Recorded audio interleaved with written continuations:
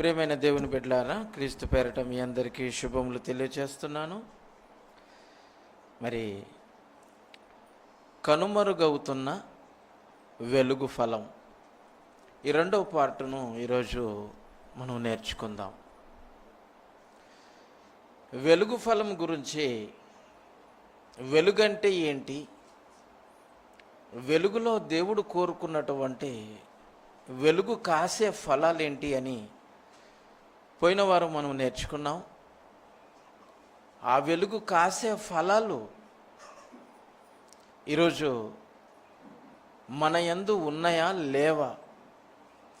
మనం అలాంటి వెలుగు ఫలాలను ఫలించే ఒక దేవుని యొక్క సంకల్పం అంతటిని కలిగినటువంటి వారముగా ఉన్నామా లేదా అన్నది ఈ పాఠం ద్వారా మనం నేర్చుకొని అలాగున ఉండటానికి, దేవుడు కోరుకున్న జీవితం మన జీవితంలో చూపెట్టడానికి మనం నిరంతరము ప్రయత్నం చేయవలసిన వారమై ఉన్నాము.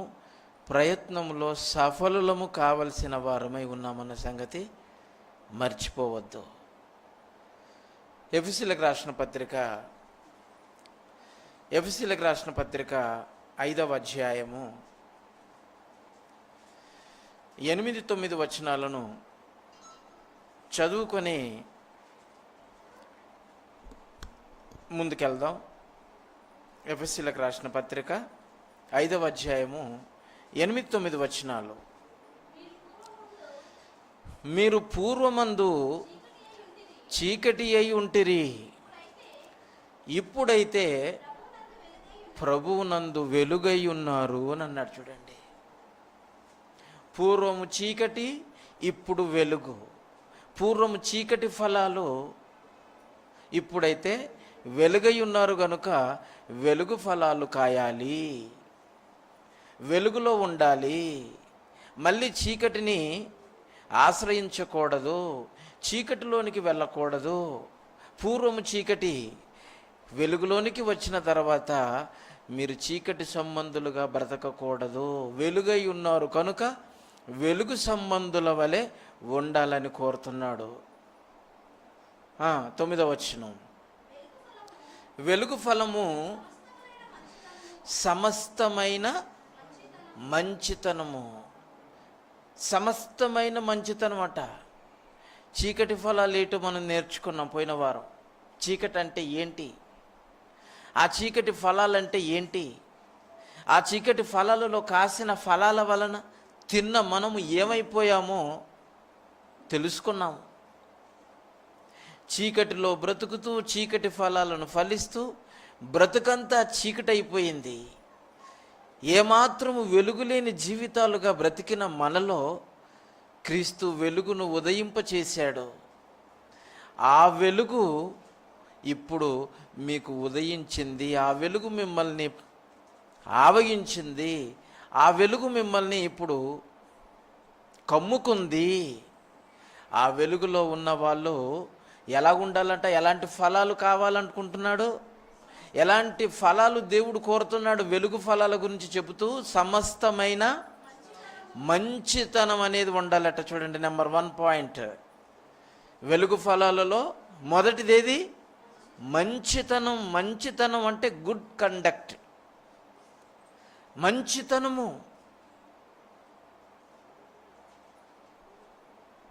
నెక్స్ట్ నీతి.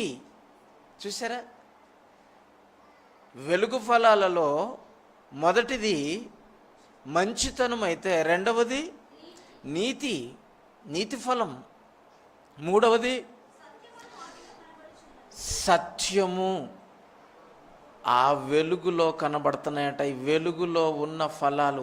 వెలుగు ఫలమేమనగా సమస్త విధములైన మంచితనము, సమస్త విధములైన నీతి, నెక్స్ట్ సత్యము. చూసారా, మొదటి ఫలం, దేవుడు కోరుకున్నటువంటి మొదటి ఫలం.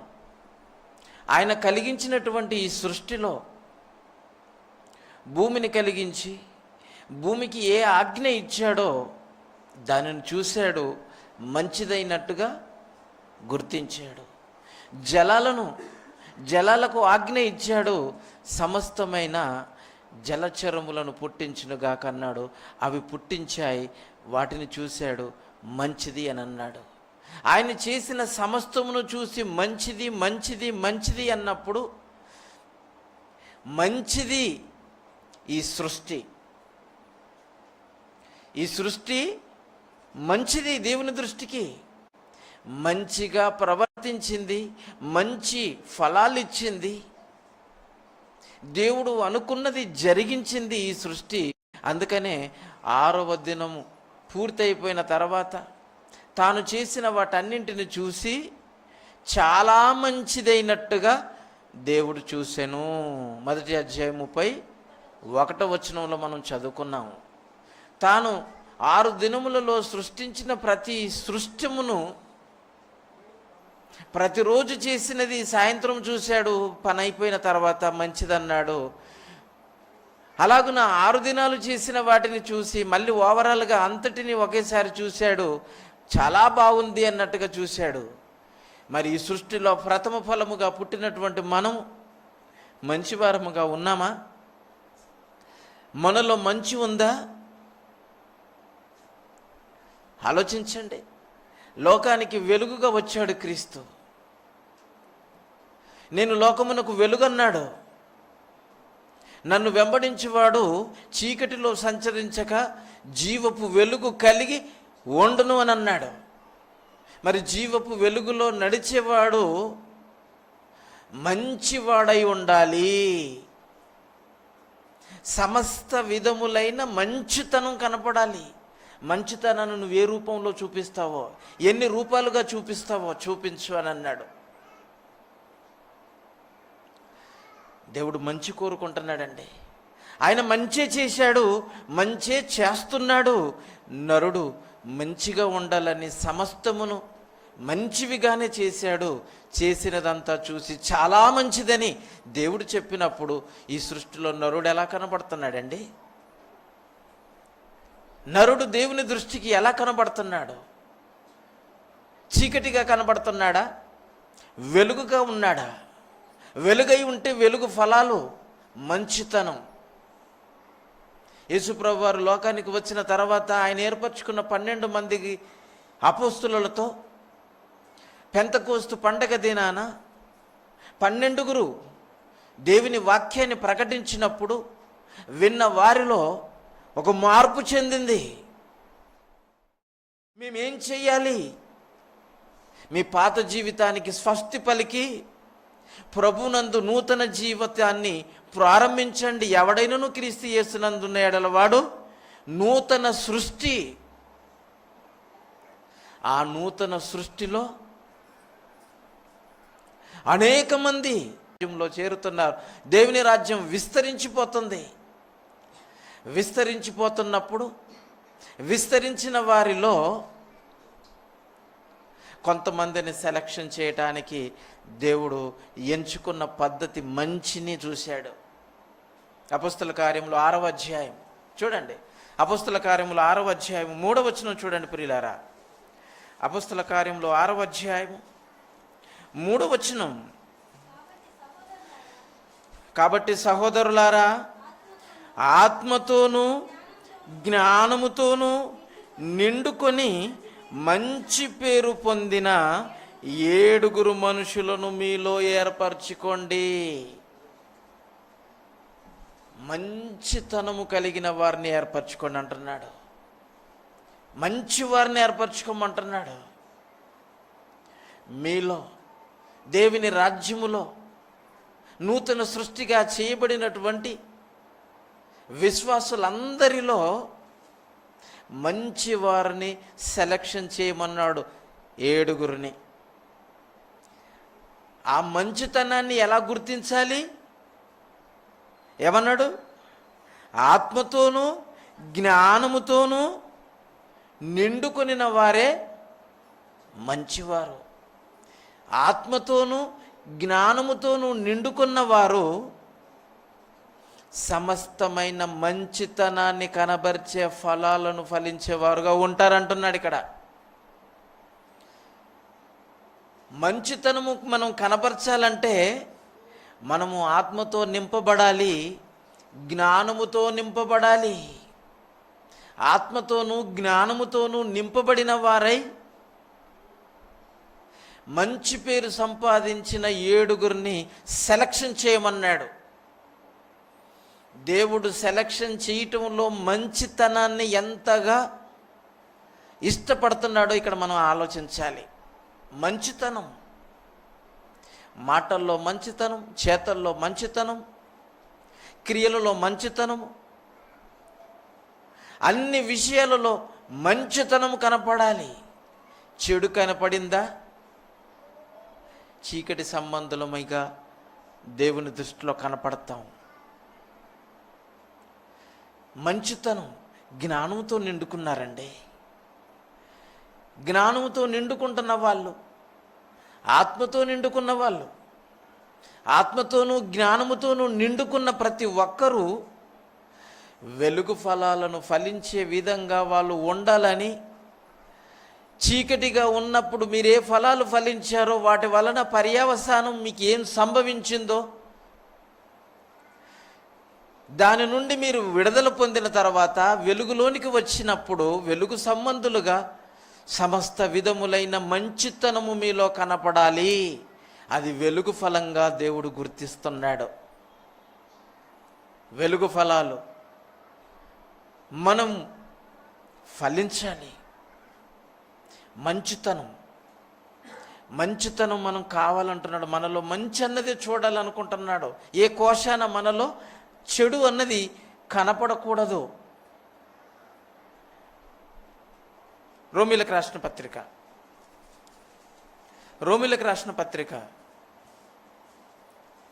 15వ అధ్యాయం, రోమీలకు రాసిన పత్రిక 15వ అధ్యాయం 14వ వచనం చూడండి.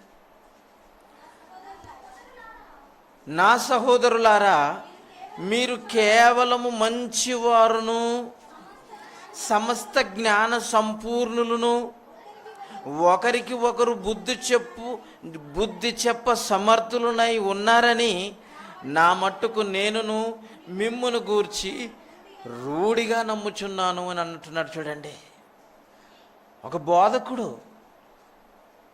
వాక్యం చేత పెంచి పోషిస్తున్న ఒక సేవకుడు విశ్వాసుల విషయంలో ఈ ఒపీనియన్ కలిగి ఉండాలి.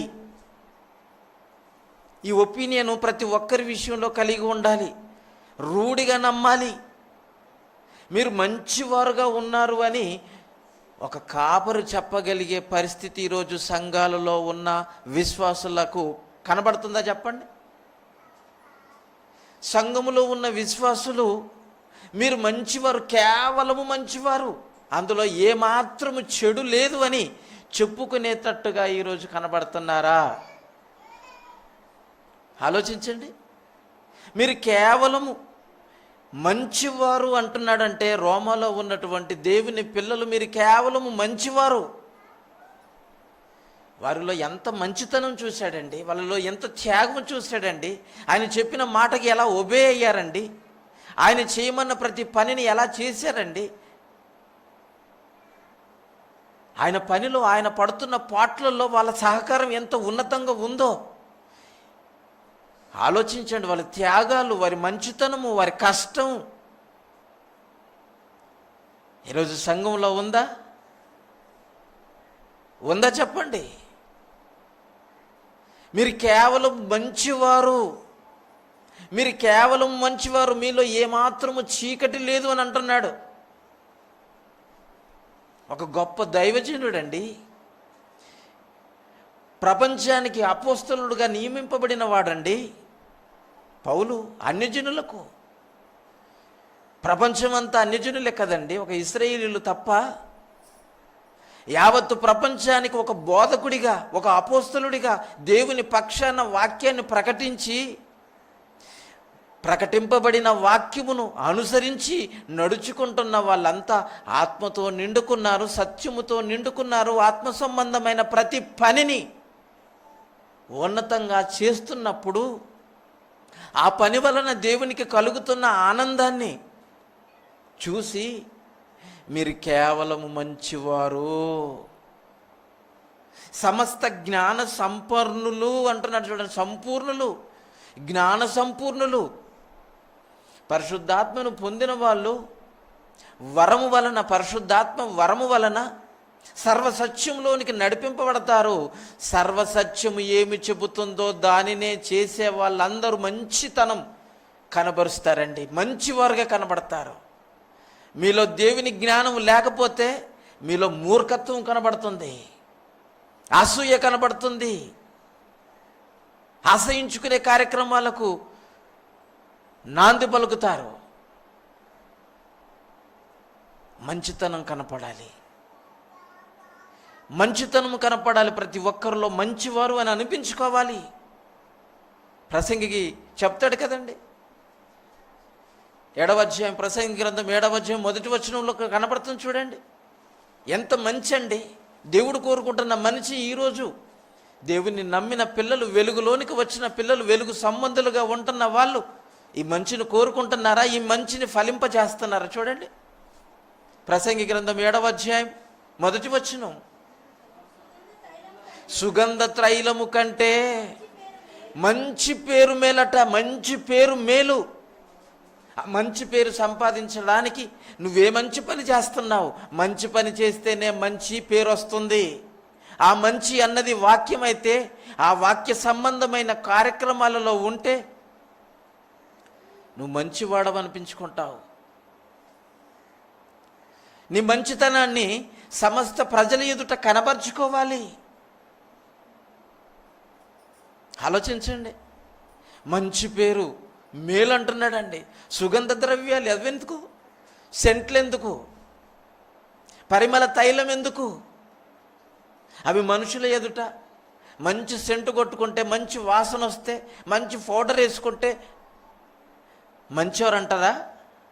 నీ క్రియలు సెంటు కొట్టినట్టు ఉండాలి, మురికి వాసన కాదు. అత్తరు కొట్టుకుంటే ఎంత మంచి స్మెల్ వస్తుందో, పరిమళ తైలము మనము స్ప్రే కొట్టుకుంటే ఆ స్ప్రే వలన నాసిక రంధ్రాలు ఎంత ఆహ్వాదిస్తాయో ఆ స్మెల్ని. మనలో కూడా మంచి అన్నది అలా స్మెల్లా రావాలట. అలా మంచి అన్నది, మంచి స్మెల్ రావాలంటే నువ్వు జ్ఞానముతో నిండుకోవాలి. నువ్వు జ్ఞానముతో నిండుకోవాలంటే నువ్వు ఆత్మతో నిండుకున్నవాడవై ఉండాలి. ఆత్మ నీలో నిండుకోవాలి అనుకుంటే నువ్వు వాక్యానికి విధేయుడవై ఉండాలి, వాక్యాన్ని ఒప్పుకున్నవాడవై ఉండాలి.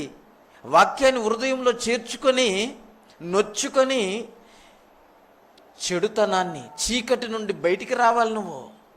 అలాగ వస్తేనే, చీకట్లో నుంచి బయటకు వస్తేనే నీలో వెలుగు వస్తుంది. ఆ వెలుగు నీలో ఉంటేనే దేవుని ఆత్మ ఉంటుంది. దేవుని ఆత్మ నీలో ఉంటే సర్వసత్యంలోనికి నడుస్తావు. సర్వసత్యంలోనికి వచ్చావంటే సమస్త విధములైన మంచితనము, ఆ వెలుగు ఫలం నీలో అందరి ఎదుట కనబడుతుంది. అప్పుడు నిన్ను చూసిన ప్రతి ఒక్కరు మంచివారు, కేవలము మంచివారని మంచి సర్టిఫికెట్ సంపాదించుకునే అవకాశం ఉంటుంది. ఆలోచించండి, ఈ మంచి అన్నది మనలో కావాలని, మనలో చూడాలని, మనలో కోరుకుంటున్న కన్న తండ్రి ఆ ఆశను నెరవేర్చే వారుగా ఉన్నారా? నా సహోదరులారా, మీరు కేవలము మంచివారును సమస్త జ్ఞాన సంపూర్ణులు అంట. చూడండి, సమస్త జ్ఞాన సంపూర్ణులు, సమస్త జ్ఞాన సంపూర్ణులు అంట. చూడండి, ఎంత మంచి టైటిల్ అండి అది. మనకు మిడిమిడి జ్ఞానం 4 పాఠాలు నేర్చుకుంటే చాలు, పట్టలేకపోతాం. చూసారా, 4 మంచి మాటలు నోటి నుండికి వచ్చాయా, ఇక వాళ్ళను పట్టలేకపోతాం.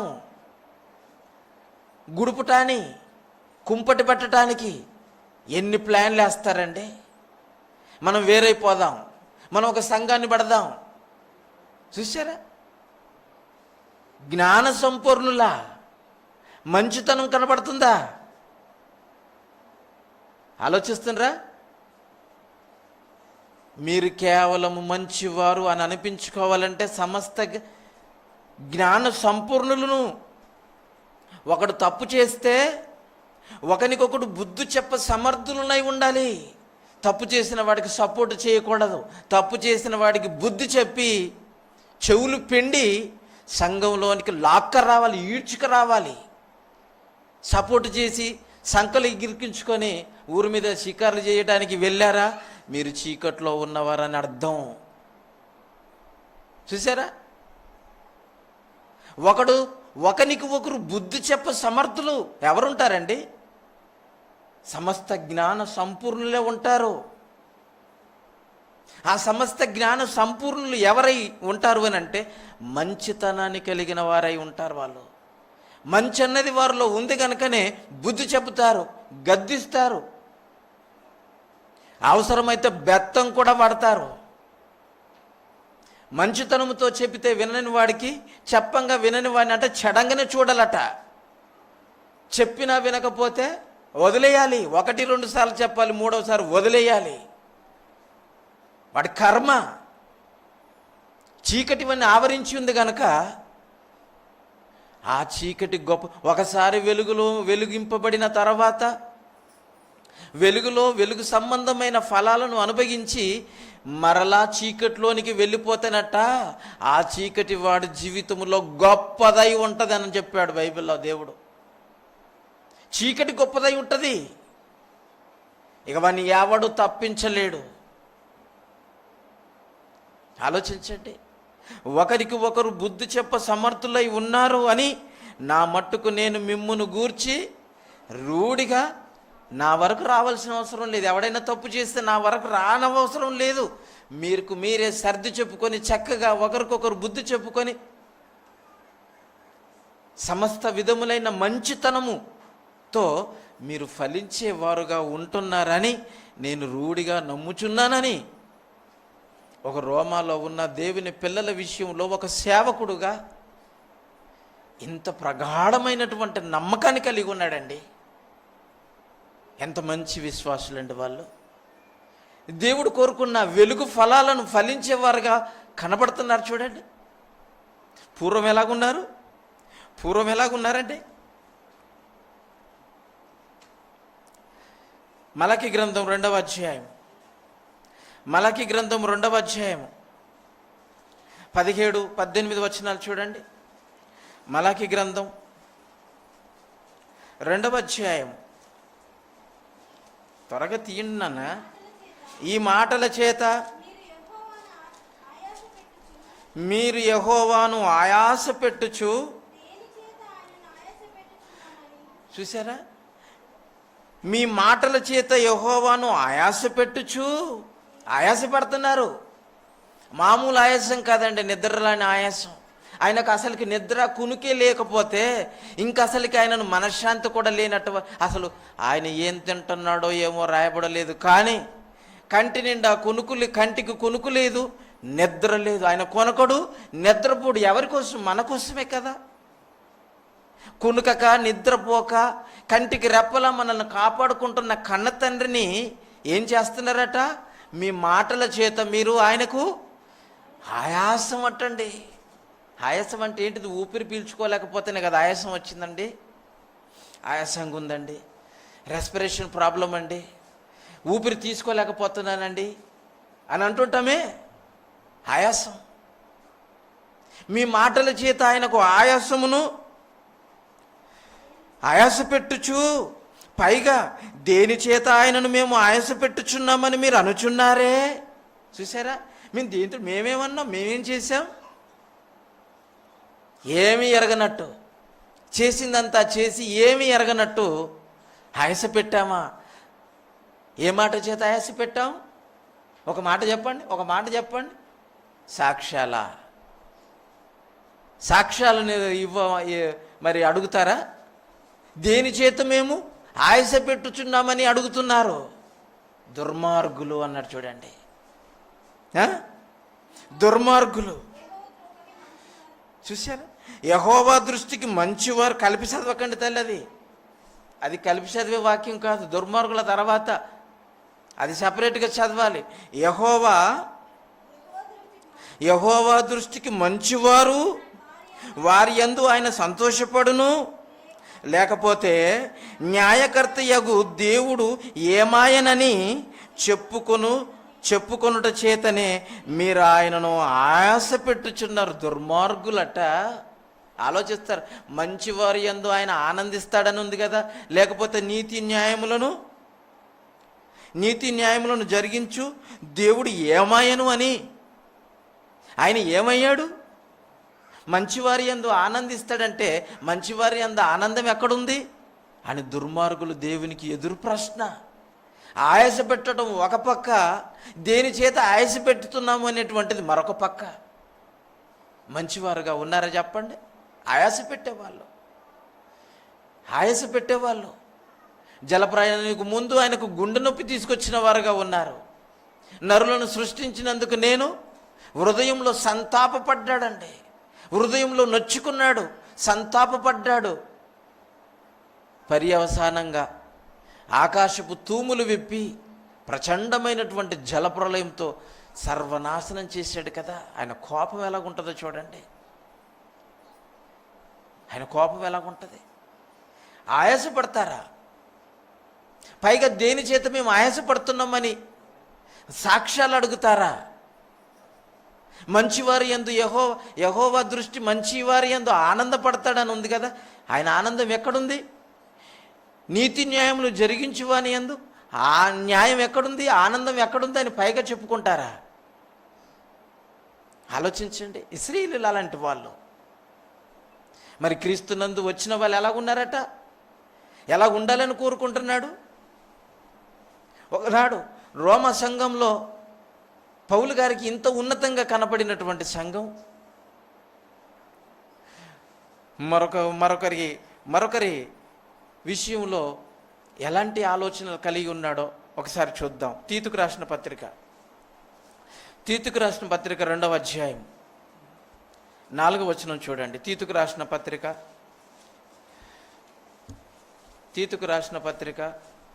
2వ అధ్యాయము 4వ వచనం. ప్రియులారా, 3, 4, 5 వచనాలు కలిపి ఉంటాయి చూడండి. అలాగుననే వృద్ధ స్త్రీలు కొండెకత్తెలను మిగుల మద్యపానాసక్తులునై ఉండక, చూసారా, ప్రవర్తన యందు భయభక్తులు కలవారై ఉండవలననియు దేవుని వాక్యము దూషింపబడకుండునట్లు యవన స్త్రీలు తమ భర్తలకు లోబడి ఉండి తమ భర్తలను శిశువులను ప్రేమించువారును స్వస్థబుద్ధి కలవారును పవిత్రులను ఎంట ఉండి పని చేసుకుని వారును మంచివారునై ఉండవలనని బుద్ధి చెప్పుచు మంచి ఉపదేశము చేయువారునై ఉండవలనని బోధించుము అంటున్నాడు చూడండి. స్త్రీల గురించి బాగా చెప్పాడు చూడండి. కుంపటంత ఇక్కడి నుంచే జరుగుతుంది, గుడుపుటానంత ఇక్కడి నుంచే జరుగుతుంది.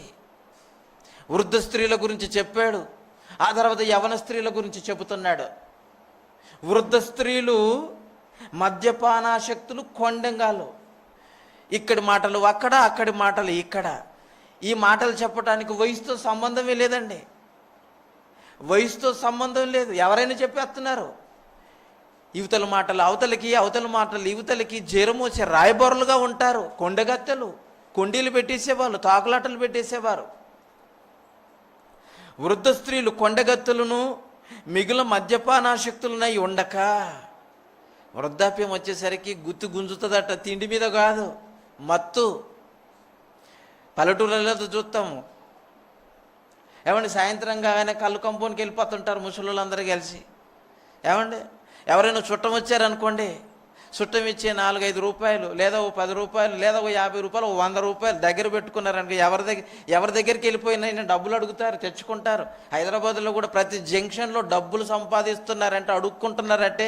అలా తిండి ఎంత కావాలండి? ఎవడింటికి వెళ్ళిపోయినా ఇంత భోజనం పెట్టమంటే కడుపు నిండా పెడతారు. మరి డబ్బులు ఎందుకు? మద్యపానాసక్తులు తినటం, తాగటం, మంచి బిర్యానీ ప్యాకెట్లు, మంచి క్వార్టర్ ప్యాకెట్ 2 పక్కన పెట్టుకుంటారు తెలుసా.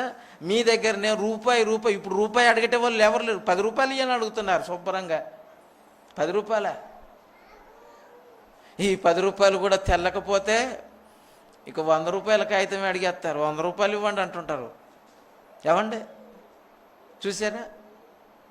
వృద్ధ స్త్రీలుట కొండగత్తలు ప్లస్ మద్యపానాశక్తులై ఉంటారు, సహజం. మీరు వెలుగులోనికి వచ్చిన తర్వాత ఇలాంటి ఆలోచనలన్నింటి నుండి మీరు దూరం అయిపోవాలంటున్నాడు. నెక్స్ట్ యవనస్తుల గురించి చెబుతూ యవన స్త్రీలు భయభక్తులు కలిగి ఉండాలంటున్నాడు. చూడండి, యవన స్త్రీలు తమ భర్తలకు లోబడి ఉండాలట. చూడండి, యవ్వనంలోనికి వచ్చేసరికి ప్రతి ఒక్కరూ పెళ్లి చేసుకొని ఉండాలన్నది నియమం అండి. యవ్వనంలోనికి రాగానే పెళ్లి చేసుకోవాలి. యవ్వనం మించిపోయిన తర్వాత పెళ్లి చేసుకుంటే దేవుని సంకల్పాన్ని నెరవేర్చలేరు. శారా యవ్వనం దాటిపోయింది, వృద్ధాప్యంలో కూడా చాలా పీక్ స్టేజ్కి వెళ్ళిపోయింది. దేవుడు దయ ఉంది కాబట్టి గర్భం మోసింది. యోహాను గారు తల్లి, బాప్తిజం ఇచ్చి యోహాను గారు తల్లి ఎలిజబెత్, ఆవిడ కూడా పీక్ స్టేజ్లోనికి వెళ్ళిపోయింది వృద్ధాప్యంలో. ఈ టైంలో నేను బిడ్డను ఎత్తుకుంటే నలుగుట్లో నాకు సిగ్గు అంటనన్నది.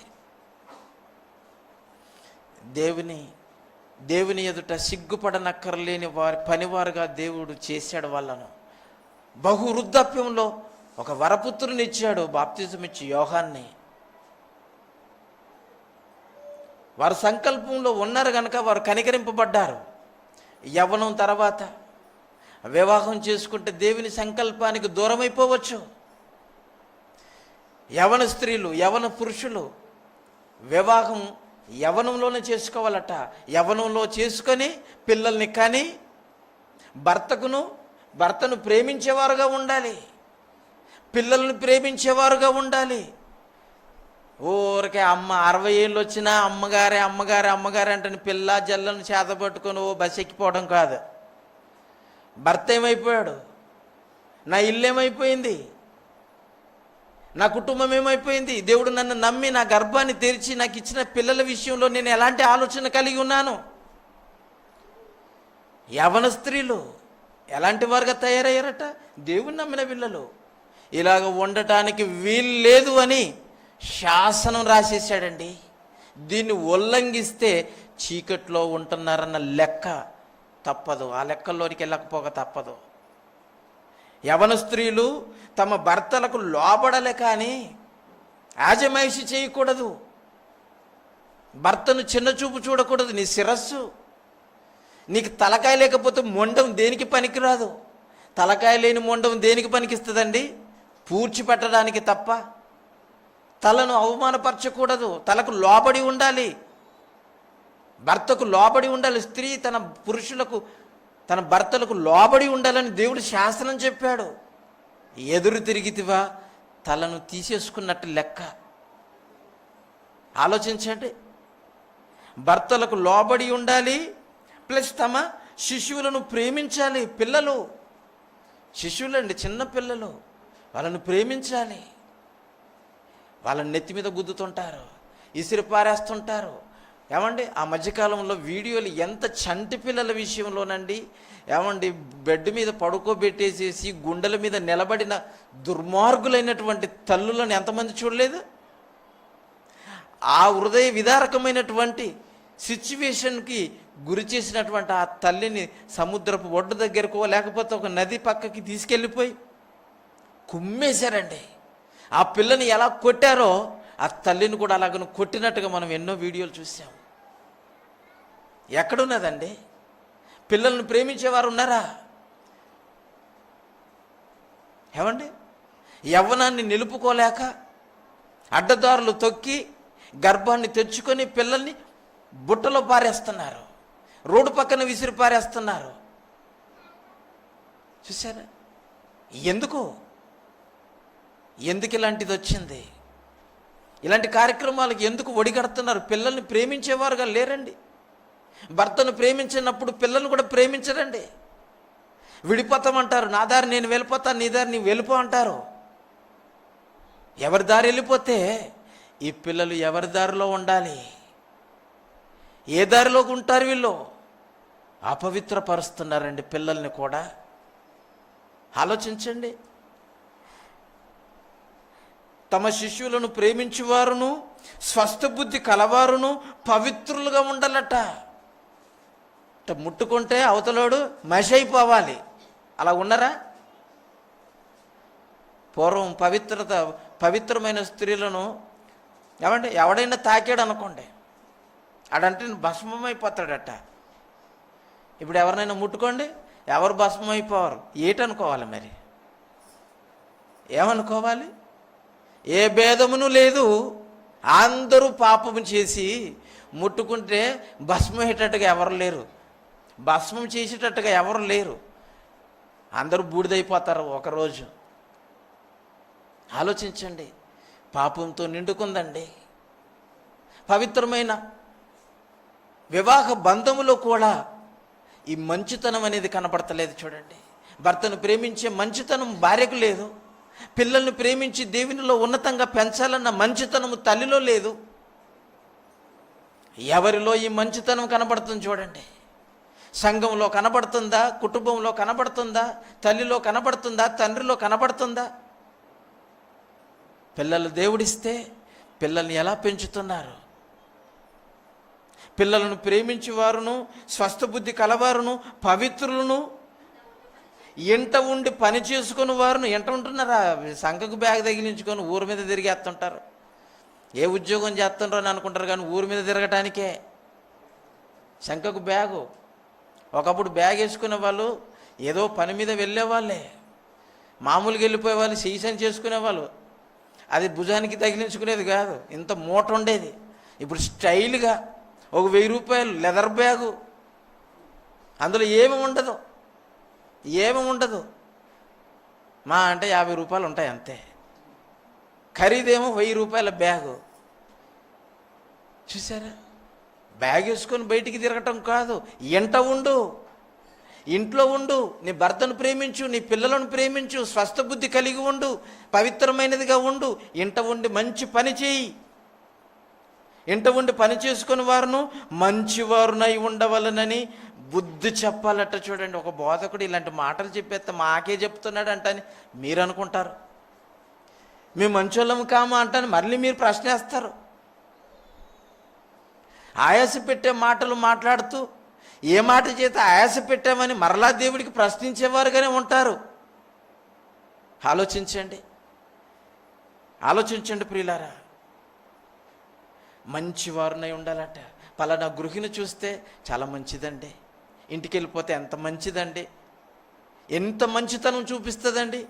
ఎన్ని రకాలుగా మంచితనం. బట్టలు ఇస్తుందా, భోజనం పెడుతుందా, ఆదరణ చూపుతుందా, మంచి మాటలు చెబుతుందా, ఎన్ని రకాలుగా.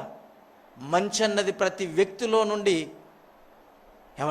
ఎదుటి వ్యక్తికి కనపడాలట. మీలో ప్రతి వాడు, సహోదరులారా, మీలో ప్రతి వాడును కేవలం మంచివారునై ఉండవలను. ఆలోచించండి. పనులు ఎలా ఉండాలో చూడాలట. పేతురు రాసిన మొదటి పత్రిక 2వ అధ్యాయం 18వ వచనం చూడండి. పేతురు రాసిన మొదటి పత్రిక 2వ అధ్యాయము 18. పనివారలారా, చూసారా? పనులు కూడా ఎలా ఉండాలట? చెడ్డవారుగా ఉండమంటున్నాడా? పని చేసుకునే ప్రతి ఒక్కరూ ఎలా ఉండాలట? పనివారలారా, మంచివారును సాత్వికులైన వారికి మాత్రమే కాక ముష్కరులైన మీ యజమానులకు పూర్ణ భయముతో లోబడి ఉండాలట. చూడండి, పని వాళ్ళు ఎలా ఉండాలి? లోబడి ఉండాలి. ముష్కరులైన వారికి కూడా లోబడి ఉండాలి. మంచివాడికి లోబడతామండి, వాడెందుకు లోబడతామండి, ఆడు చాలా చెడ్డోడు అని అనకకు. నీ యజమానుడు చెడ్డవాడై ఉన్నా నువ్వు లోబడి ఉండాలట. పనివారులారా, మంచివారును సాత్వికులైన వారికి మాత్రమే కాక ముష్కరులైన యజమానులకు కూడా పూర్ణ భయముతో లోబడి ఉండాలి అని అంటున్నాడు. చూడండి, ఎంత మంచి మాట అండి. మనము మంచివారి ఎదుటనే మంచివారముగా ప్రవర్తించటం కాదు, మనకు యజమానులైన ముష్కరుల ఎదుట కూడా మన మంచితనం అనేది కనపడాలి. నీ మంచితనం చూసైనా ముష్కరుడైనా మారిపోతాడని దేవుడు ఆలోచిస్తున్నాడు. మూర్ఖుని ఎదుట మూర్ఖునిగా ప్రవర్తించటం కాదు. ఆలోచించండి. ఇక రెండవ ఫలం నీతి ఫలం. నీతి ఫలం గురించి ఏమంటున్నారు చూడండి. నీతి ఫలం, నీతి అంటే ఏంటి చెప్పండి? వెలుగు ఫలాలలో రెండవ ఫలం నీతి. నీతి అంటే ఏంటి చెప్పాలి? నీతి అంటే ఏంటిది? మీరు సమస్త విధములైన జ్ఞాన సంపూర్ణులై ఉండాలి. మీరు ఒక్క మాటకు కూడా నోరు తెరిచి ఒక సమాధానం చెప్పకపోతే మీరు ఎక్కడున్నారో మీరు ఆలోచించండి. చీకట్లోనే ఉన్నారు. మీ మీద లైట్లు, ఇన్ని లైట్లు వెలిగించాము చూడండి, ఎన్ని లైట్లు ఉన్నాయి మీ మీద. మీరు లైట్లోకి ఉన్నారు, వెలుగులోనే ఉన్నారు, కానీ మీ మనసు అంధకారం. ఒక్క వాక్యం లేదు. వినయన్ని కొట్టుకొని పోతట్టు చేస్తున్నారు. ఇక్కడ కూర్చున్నప్పుడు ఎంత బుద్ధిమంతులుగా వింటారు. మూట కట్టుకున్నట్టే ఉంటాయి. ఆ తర్వాత మూటను తీసుకెళ్ళిపోయి చెత్తబుట్టలో వేరే చెత్తనట్టున్నారు. మీరు విన్నది చెత్త కాదు, మంచిని స్వీకరించి మంచిని హృదయంలో భద్రపరుచుకొని మీ నోట నుంచి మంచి మాటలు రావాలి. నీతి ఫలం. నీతి అంటే దేవుని నమ్మటమే నీతి. అబ్రహాము దేవుణ్ణి నమ్మెను, అది అతనికి నీతిగా ఎంచబడ్డది. నమ్మకము అనేది చాలా కాస్ట్లీ, చాలా విలువైనది. నమ్మకం అనేది చాలా విలువైనది. అది గొప్ప సంపదతో కూడుకున్నది. నమ్మకం సాధించాలంటే, నమ్మకం కుదిరించుకోవాలంటే, నమ్మకాన్ని మనం కలిగి ఉండాలంటే కొన్ని సంవత్సరాలు పడుతుందండి. నమ్మకంగా బ్రతకటం అంటే కొన్ని సంవత్సరాలు పడుతుంది. ఒక వ్యక్తి మీద మనకు నమ్మకం కుదిరించాలంటే చాలా టైం పడుతుంది. అదే చెడువారు ఆ మంచితనం, ఆ నమ్మకం పోగొట్టుకోవడానికి ఒక్క క్షణం చాలండి. ఒక్కటే క్షణం. నమ్మకం కలిగి ఉండటానికి సంవత్సరాలు పడుతుంది, దాన్ని పోగొట్టుకోవడానికి ఒక్క క్షణం చాలండి. ఒక్క క్షణంతో మీ నమ్మకాన్ని పోగొట్టుకుంటారా? చూసారా? ఒక్క దెబ్బకు 2 పిట్టలా, 4 పిట్టలా, 5 పిట్టలా అని మీరు చెప్పుకుంటారు. మీ జీవితమే అంధకారం అయిపోతుందని చెప్తున్నాడు దేవుని వాక్యం. ఆలోచించండి.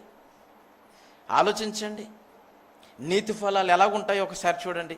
145వ కీర్తన 7వ వచనం చూడండి ప్రియులారా. 145వ కీర్తన 7వ వచనం.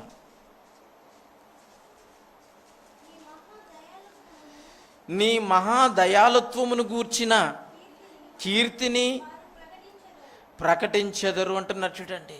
నీ మహాదయాళత్వమును గూర్చిన కీర్తిని వారు ప్రకటించెదరు, నీ నీతిని గూర్చి వారు గానం చేస్తారట. దేవుని నీతిని గూర్చి గానం చేయాలట. చేస్తారా? ఏ గానం చేస్తున్నారు చెప్పండి? నీతిని గూర్చిన జ్ఞానం. ఒక పాటలో ఒక నీతి ఉంటుందండి, ఒక మాటలో ఒక నీతి ఉండాలి, ఒక పాటలో ఒక నీతి ఉండాలి. అది దేవుని నీతి అయి ఉండాలి. అది నువ్వు ప్రతిదినము ఆయన మహాకృపదైశ్వర్యమును, ఆయన మహా దయాళుత్వమును గూర్చినటువంటి కీర్తిని, ఆయన దయాళుత్వమును గూర్చి, ఆయన ప్రేమను గూర్చి, ఆయన కీర్తిని గూర్చి, ఆయన నీతిని గూర్చి నువ్వు ప్రచురపరిచేవారుగా ఉండాలి. మీరు గానం చేసేవారుగా ఉండాలి. అప్పుడు మీరు నీతి ఫలాలను ఫలించేవారుగా ఉంటున్నట్టు లెక్క. నీతి ఫలం అండి. మొరాలిటీ ఫ్రూట్ అంటారు దాన్ని. ద ఫ్రూట్ ఆఫ్ మొరాలిటీ, లేదా ద కోడ్ ఆఫ్ కండక్ట్ అంటారు. మన ప్రవర్తన ఫలము. నీతిని అనుసరించి నడుచుకోవటం. మన ప్రవర్తన నీతిలో ఏముంటుందంటే మన ప్రవర్తన ఉంటుంది. మన ప్రవర్తననే మనకు నీతి ఫలంగా ఉంటుంది. యేసుక్రీస్తును మనం విశ్వసించటం వల్ల మనం నీతిమంతులంగా ఎంచబడ్డాము. ఆ నీతిని మనము కలిగి, నీతి ప్రవర్తన కలిగి నడుచుకుంటే నీతిమంతులముగా తీర్చబడుతున్నాము అనే లెక్క. నీతిమంతులముగా ఎంచబడ్డామా, నీతిమంతులముగా తీర్చబడుతున్నామా? ప్రశ్న. అది మన మీదనే ఉంది. అది మన ప్రవర్తనను బట్టి, మన నీతి కార్యములను బట్టి ఆధారపడి ఉంటుంది. ఆలోచించండి. ఆమోసు గ్రంథం దేవుని పిల్లలు ఎలాగున్నారో చూడండి.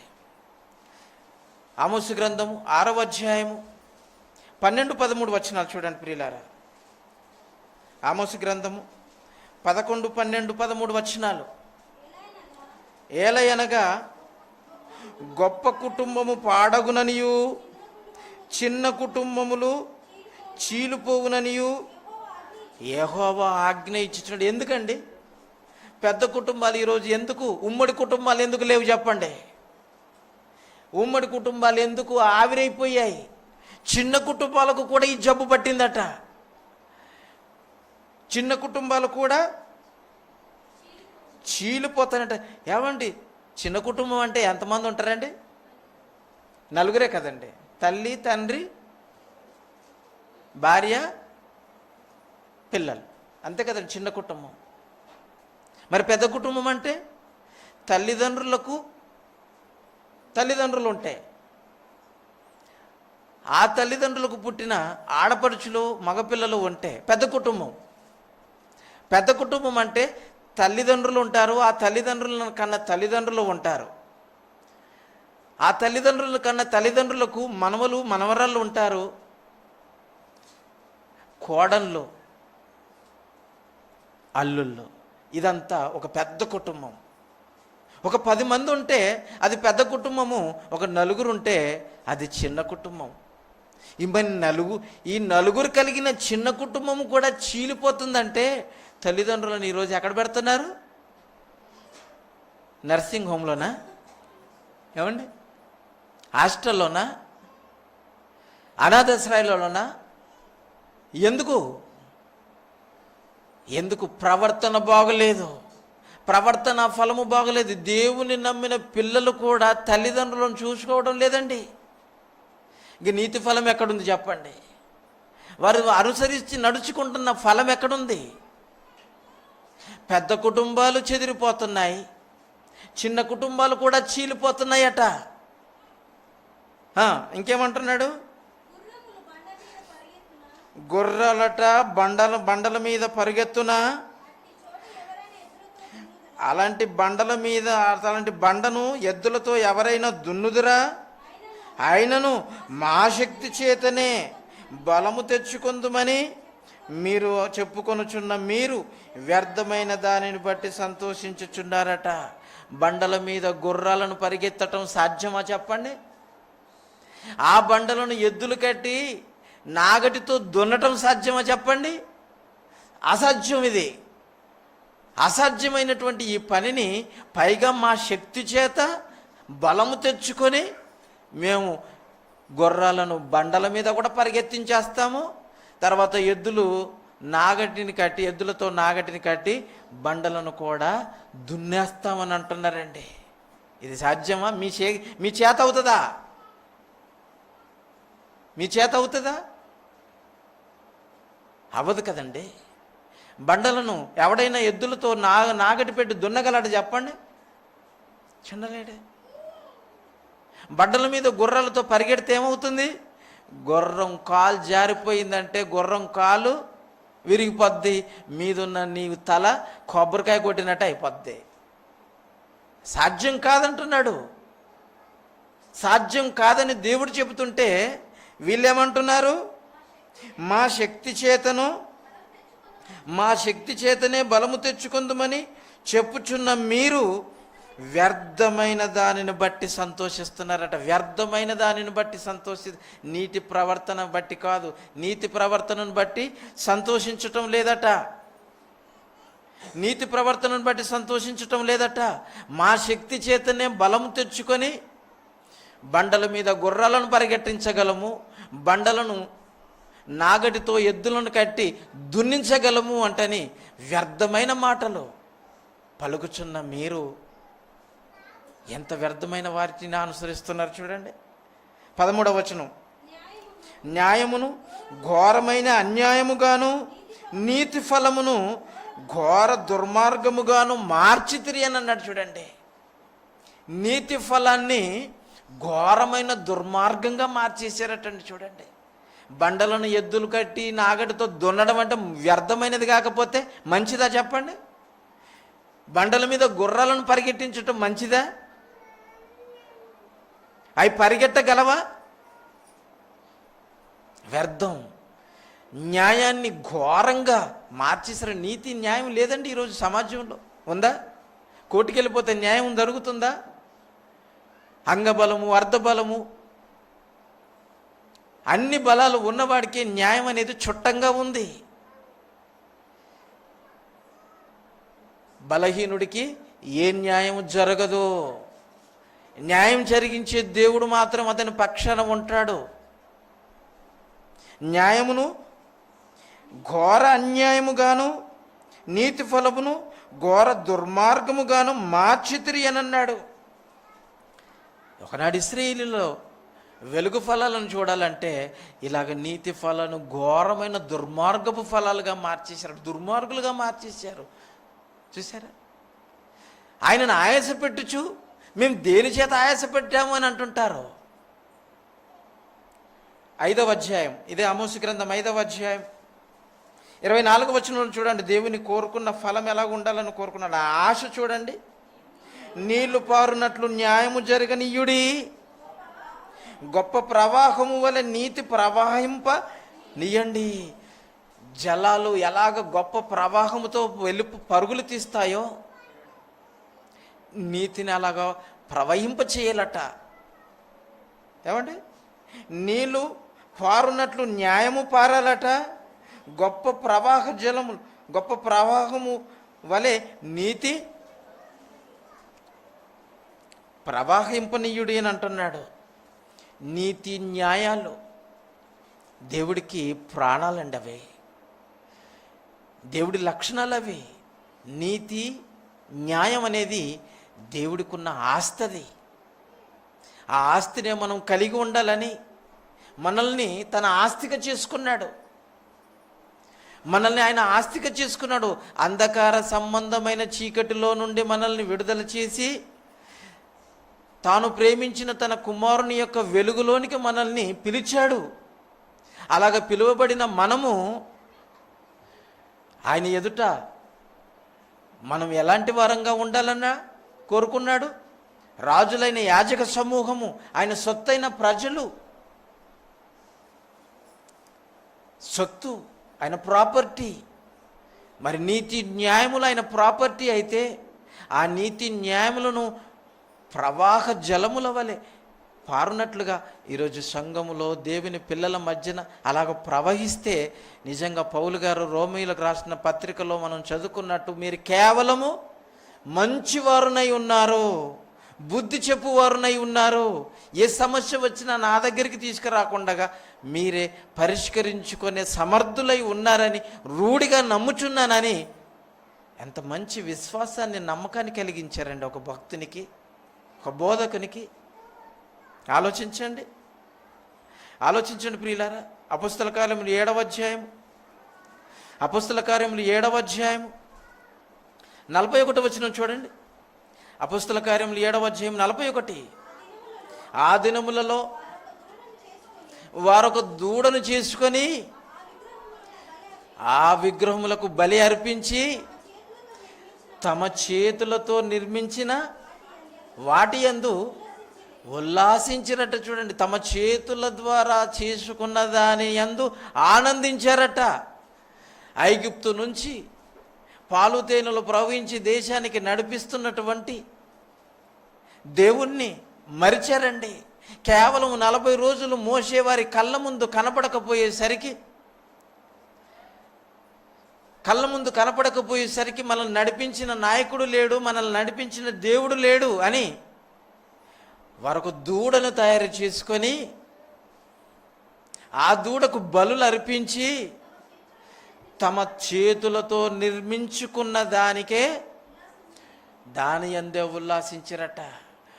బండలను ఎద్దులతో నాగటి కట్టి దున్నుకోవటం సాధ్యం అంటే కాదు, కానీ మేము దున్నుతామన్నారు. మా శక్తి చేతనే బలము చెత్తుకొని మేము చేతుము అంటని వ్యర్థమైన మాటలు ఆ రోజు వాళ్ళు ఎలాగ పలికారో సినాయి పర్వతము కిందన ఇశ్రాయేలీయులు తలవాల్చుకొని ఉంటున్నారు. కొండ మీద దేవుని యొద్ద మోషే యెహోషువలు ఉంటే కింద అహరోనుతో ఆడుకుంటున్నారు. మీ తమ్ముడు ఎక్కడ పోయాడు, నాయకుడు ఎక్కడ పోయాడు, లేడు, చచ్చాడో బతికాడో మాకు తెలియదు. మరి ఎవరు నడిపించారు? దూడను తయారు చేశారు. ఈ దూడే, మన చేతులతో చేసుకున్న ఈ దూడనే మనల్ని ఐగుప్తు నుంచి నడిపించిందని ఉల్లాసిస్తున్నారటండి. ఉల్లాసిస్తారు. ఇది మనిషి యొక్క నీతి కనబడుతుంది. దేవుని నమ్మిన నీత, దేవునిని విడిచిపెట్టిన నీత, దేవుని కలిగి ఉన్న నీత, దేవునిని అనుసరించుచున్న నీత ఇది కాదు ప్రియులారా.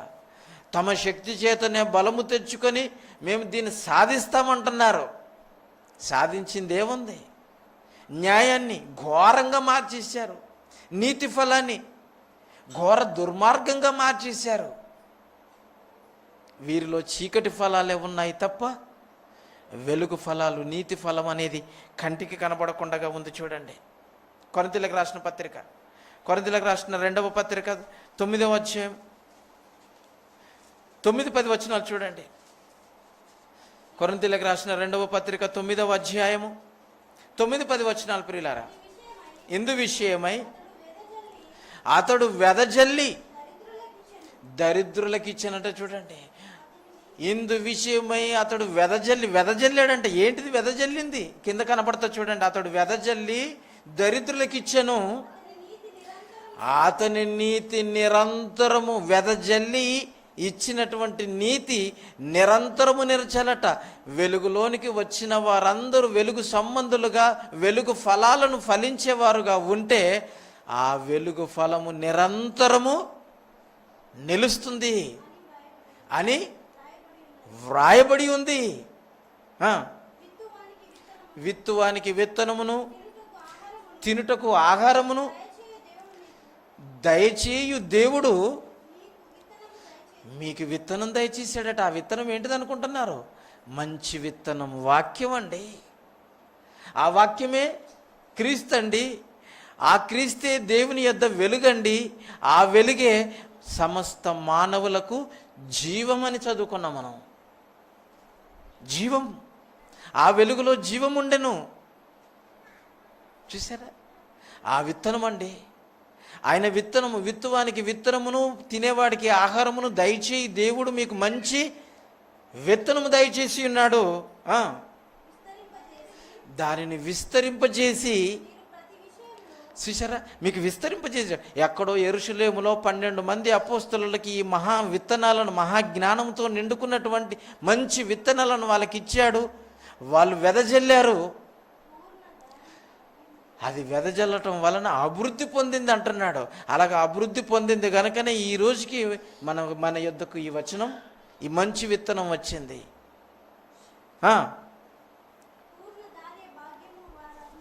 ముందు నుంచి దానికంటే ముందు నుంచి, మీరు ప్రతి విషయములలో పూర్ణ ఔదార్య భాగ్యమును, మీ నీతి ఫలమును వృద్ధి పొందించుడు అంటున్నాడు. చూడండి, మళ్ళీ చదువు. కొరింథీయులకు రాసిన 2వ పత్రికన 9వ అధ్యాయము 10వ వచనం. విత్తువానికి విత్తనమును, తినుటకు ఆహారమును దయచేయు దేవుడు మీకు విత్తనము దయచేసి విస్తరింపచేసి, మీరు ప్రతి విషయములోనూ పూర్ణ ఔదార్య భాగ్యవంతులు కలవారగునట్లు మీ నీతి ఫలములు వృద్ధి పొందించు దేవుని చేతిలో మీరు ఉంటేనే ఆయన వృద్ధి పొందిస్తాడు. మీరు వాక్యముతో నిండుకోవాలి, జ్ఞానముతో నిండుకోవాలి. అప్పుడే మీలో సమస్త విధములైన మంచితనం అనేది మీలో నుండి ఉద్భవిస్తుంది. సమస్త పూర్ణ ఔదార్య భాగ్యవంతులు అవుతారంట. చూడండి, 13వ వచనం. ఏలయనగా క్రీస్తు సువార్తను అంగీకరింతుమని ఒప్పుకొనుట యందు మీరు విధేయులగుట యందు విధేయులై ఉన్నందు చేతను వారి విషయమును అందరి విషయమును ఇంత ఔదార్యముగా ధర్మము చేసినందు చేతను మీ పరిచర్య మూలముగా మీ యోగ్యత కనబడినందున వారు దేవునిని మహిమపరచుచున్నారు అని అన్నాడు. చూడండి, చూసారా? దేవుని పిల్లలు ఔదార్య భాగ్యవంతులు అయ్యారంటండి. పూర్ణ ఔదార్య భాగ్యవంతులు. సమస్త విధములైన మంచితనము, నీతి ఫలము వారిలో కనబడుతున్నప్పుడు, వారిలో సత్యము కనబడుతున్నప్పుడు ఎంత గొప్పవారుగా కనబడుతున్నారు చూడండి. ఆలోచించండి ప్రియులారా. ఫిలిప్పీలకు రాసిన పత్రిక మొదటి అధ్యాయం 10-11 వచనాలు చూడండి. మీరు శ్రేష్టమైన కార్యములను వివేచింపగలవారగుటకు మీ ప్రేమ తెలివితోనూ సకల విధములైన అనుభవ జ్ఞానముతోనూ కూడినదై అందకంతకు అభివృద్ధి పొందవలనని, ఇందువలన దేవునికి మహిమయు స్తోత్రము కలుగునట్లు మీరు యేసుక్రీస్తు వలననైనా నీతి ఫలములతో నిండుకొనిన వారై క్రీస్తు దినమునకు నిష్కపటులను నిర్దోషులను కావాలనని ప్రార్థన చేయుచున్నాను అంటున్నారు. చూడండి, మీ ప్రేమ ఎలాగుండాలట? మీ ప్రేమ తెలివితోనూ సమస్త విధములైన అనుభవ జ్ఞానముతోనూ కూడినదై అంతకంతకు అభివృద్ధి పొందవలననియు, ఇందువలన దేవునికి మహిమయు ఘనతయు స్తోత్రమును కలుగునట్లు మీరు యేసుక్రీస్తు వలనైన నీతి ఫలము ఆ నీతి ఫలాలతో నిండుకోవాలటే. మంచితనముతో కూడిన ఫలాలుండుతో నిండాలి, నీతి ఫలాలు ఉండాలి. చూసారా? మంచి నీతి ఫలాలతో నిండుకొనిన వారై క్రీస్తు దినము, ఆయన వచ్చే సమయానికి మీరు ఇంత మంచి ఫలాలతో నిండుకుంటే దేవుడు మీకు ఎలాంటి తీర్పిస్తాడో తెలుసండి? నిందారహితులను, నిష్కపటులను, నిర్దోషులను ఉండాలి. దేవుడిచ్చే సర్టిఫికెట్, నువ్వు కాసిన ఫలాలకు దేవుడిచ్చే సర్టిఫికెట్. పౌలు గారు అన్నట్టు, మీరు కేవలం మంచివారు అని సర్టిఫికెట్ ఇచ్చినట్టు యేసుప్రభు వారు వచ్చే ఆ దినాన మన విషయంలో మీరు నిందారహితులను, నిష్కపటులను, నిర్దోషులుగా ఉండాలని దేవుడు జగత్తు పునాది వేయబడక మునిపే ఏ కోరికైతే మన యందు కోరుకున్నాడో ఆ టైటిల్ మనం తగిలించుకోవాలి. చూసారా? మీకు 2 ఈ నీతి ఫలాల గురించి చెప్పాను. వచ్చే వారం 3వ నీతి ఫలం గురించి చెప్తాను. చాలా బాగుంటుంది. ఇంకా ఉన్నతంగా మన యందు దేవుడు కోరుకుంటున్నటువంటి ఈ నీతి ఫలాల గుత్తులుగా మన యందు దేవుడు ఆశించినంతగా మనము ఫలించాలని కోరుతూ ఈ మాటలు ముగిస్తున్నాను. కళ్ళు మూసుకొని ప్రార్థన చేస్తాను. దయగలిగిన మా కన్న తండ్రి, మీకు వందనాలు చెల్లించుకుంటున్నాం నాయన. ఇదిగో తండ్రి, ఉన్నతమైన మీ మంచి మాటలు, మా ఎడల మీరు కోరుకున్నటువంటి వెలుగు ఫలాలు, ఆ ఫలాలను మేము ఆలోచిస్తున్నాము తండ్రి. ఒకనాడు ఇశ్రాయేలీయులలో మీరు కోరుకున్న వెలుగు ఫలాలు, ఒక నీతి ఫలము, ఒక న్యాయమైన ఫలం ఎలాగుండిందో, ఈరోజు క్రైస్తవులలో ఎలాంటి ఫలాలు వారు కోరుకుంటున్నారో, వారు కాస్తున్నారో మీరు చూస్తున్నారు తండ్రి. మీరు కోరుకున్న ఫలాలను మేము ఫలించే వారముగా ఉండగలిగినట్లు కృప చూపి దీవించమని క్రీస్తు నామములో ఈ ప్రార్థన అడిగి వేడుకుంటున్నాము తండ్రి. ఆమేన్.